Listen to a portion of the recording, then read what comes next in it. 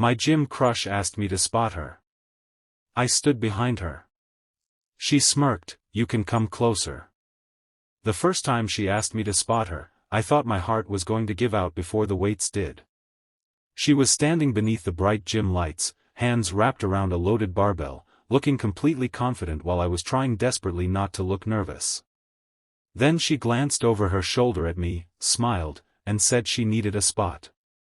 I stepped behind her, carefully keeping my distance. She noticed immediately. A tiny smirk appeared on her face, and she told me I could come closer. What she didn't know was that I had spent 6 months convincing myself I wasn't good enough to even talk to her. And what I didn't know was that the girl I had been quietly admiring every morning was carrying a heartbreak far heavier than any weight in that gym. If you believe in kindness, second chances, and the possibility that one small moment can change someone's life, please take a second to like this story, share it with someone who needs hope, leave a comment, and subscribe to the channel. You never know when a simple story might remind somebody that they are not alone. Every morning at 6:15, I walked into the same neighborhood gym. I wasn't there because I loved lifting weights. Honestly, I had hated gyms most of my life. I was there because 2 years earlier, my father had passed away unexpectedly, and grief had turned me into someone I barely recognized. I stopped sleeping properly. I stopped seeing friends. I gained weight, lost confidence, and became the kind of person who apologized whenever someone bumped into him. The gym became my quiet place. Nobody there knew about my father's empty chair at the dinner table or the voicemail I still couldn't delete from my phone.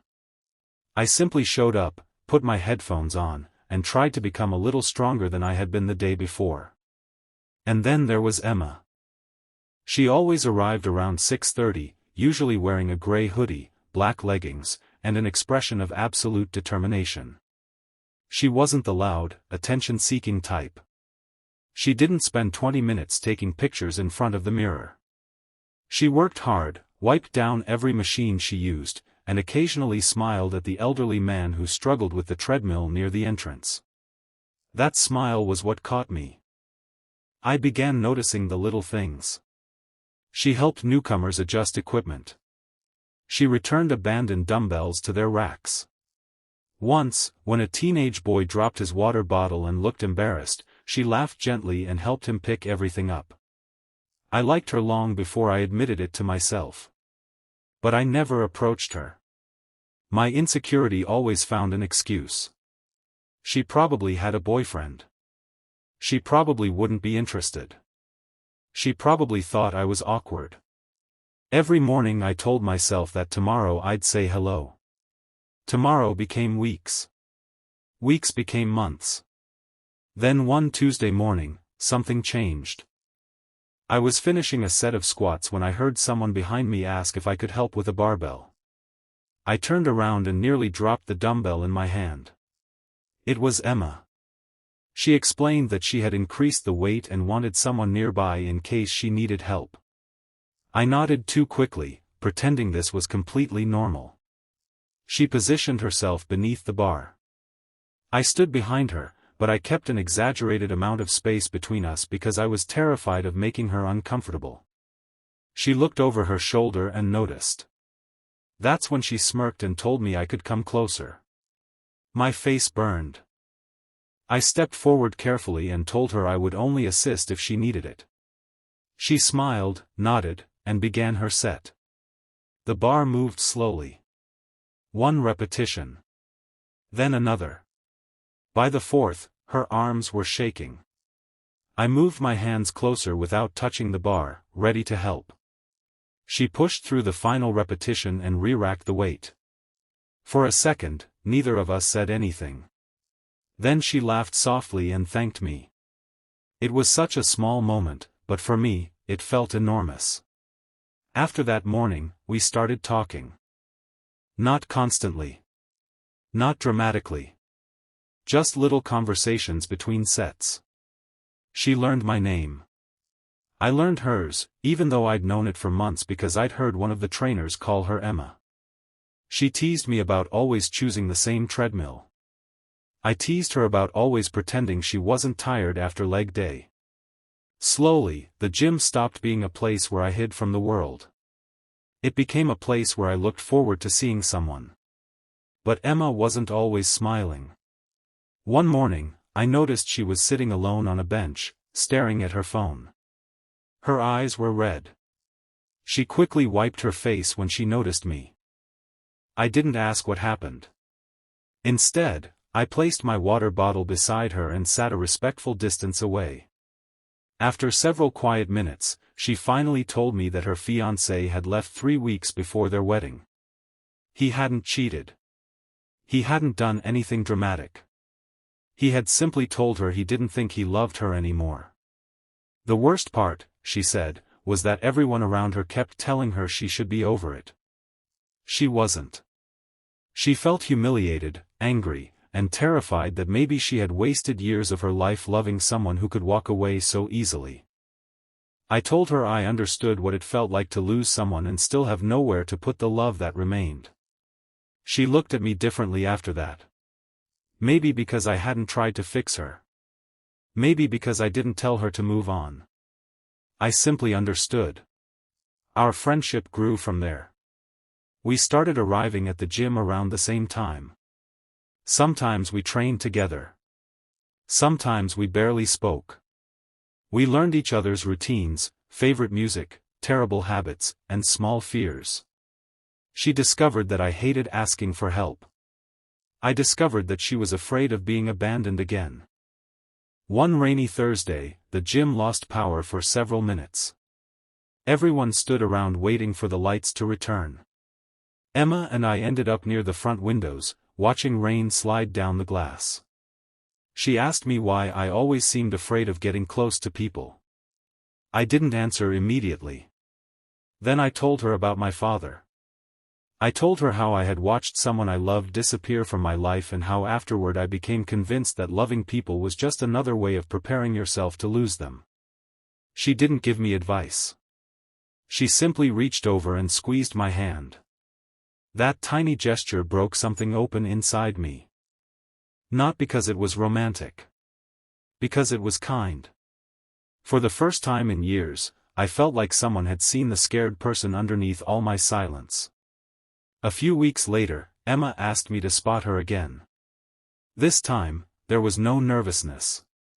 She stepped beneath the bar, looked back at me, and smiled. I stood behind her, close enough to help, but still careful. She laughed and told me I was still standing too far away. I smiled and moved closer.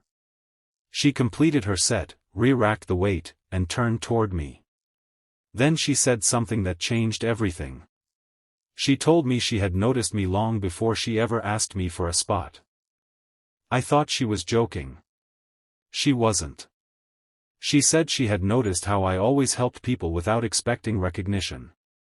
She had seen me carry an elderly man's weights to another rack.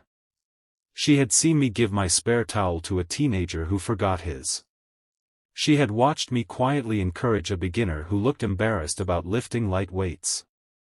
She said those things mattered more to her than confidence or muscles. Then she admitted she had been waiting for me to realize that she liked being around me. I couldn't speak. For months, I had believed I wasn't enough. And the person I admired most had been noticing the very qualities I thought made me invisible. We didn't rush into a relationship. That was the beautiful part. We went for coffee after workouts. We talked about our families. We laughed about bad dates and embarrassing gym moments. We learned how to trust each other slowly. Emma eventually told me she wasn't ready to promise forever. I told her I wasn't asking for forever. I just wanted today. And then tomorrow. And maybe the day after that. Months passed. One evening, after a difficult workout, we sat outside the gym while the sunset painted the sky orange. Emma looked at me and said she had once believed heartbreak meant her story was over. I told her mine had once convinced me the same thing.